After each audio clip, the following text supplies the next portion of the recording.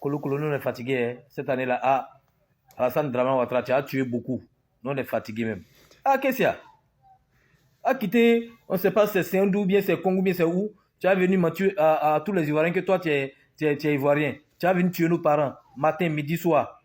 Depuis 15 ans, on est déjà, tu as emprisonné les pauvres gens. Qu'est-ce qu'il y a?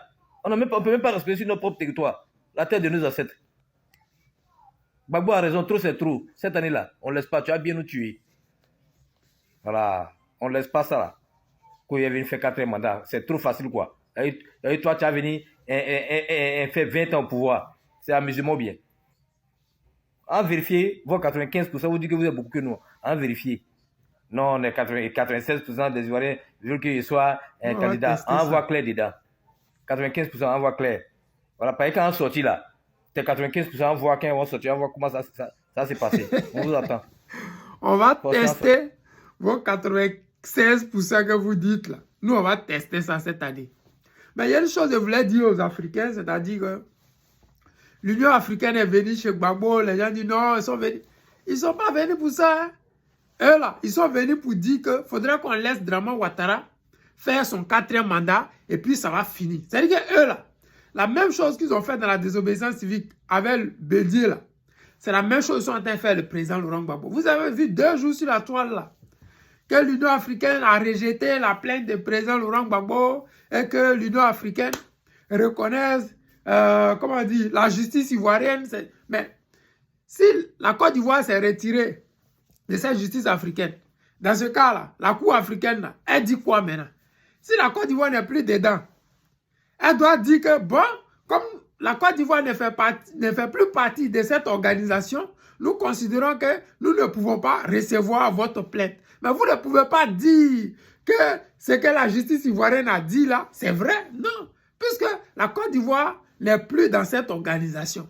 Mais c'était pour vous dire que ce qu'ils ont fait sortir là, c'est une manière de dire au président Laurent Gbagbo, comme on est venu te voir et on t'a dit que de renoncer à ta candidature, voici notre réponse. Quand ils sont venus en Côte d'Ivoire, est-ce que vous avez entendu une fois qu'ils ont fait communiquer pour demander au gouvernement d'inscrire le nom du président Laurent Gbagbo sur la liste électorale? Jamais.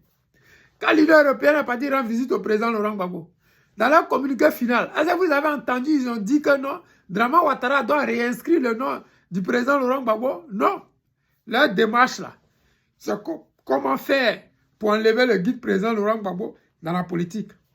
Leur démarche là, c'est comment faire pour protéger les biens étant en Côte d'Ivoire. Leur démarche là, c'est comment faire pour que Draman Ouattara continue à vendre la Côte d'Ivoire moins cher aux Occidentaux. La Côte d'Ivoire est un pays producteur de pétrole. Nous ne profitons rien du pétrole. On nous avait dit que quand ils vont commencer le gisement baleine, la Côte d'Ivoire aura tellement d'argent que les Ivoiriens ne vont plus souffrir. Baleine, depuis combien d'années ils sont en train de pomper notre gaz, notre pétrole là-bas? Depuis combien d'années? La vie des Ivoiriens a-t-il changé? Là où je suis en train de vous parler là, est-ce que la vie des Ivoiriens a changé? Non. Et leur démarche là, c'est comment faire pour que Draman Ouattara reste au pouvoir. Mais c'est à nous les Ivoiriens de dire, nous là, on n'est pas d'accord avec ça. Parce que c'est l'avenir de nos enfants. C'est notre avenir là, c'est ça qui est en danger. Parce que nous, on ne peut pas comprendre un petit pays comme la Côte d'Ivoire, avec seulement 30 millions d'habitants. Il y a dit bien 30 millions d'habitants. Pas 30 millions d'Ivoiriens. Il y a dit bien 30 millions d'habitants. Imaginez un instant, nous les 15 millions d'Ivoiriens qui sommes dans 30 millions d'habitants là. Le gouvernement décide de nous mettre dans les conditions, nous donner des logements sociaux, donner des entreprises aux Ivoiriens, avantager les Ivoiriens en Côte d'Ivoire.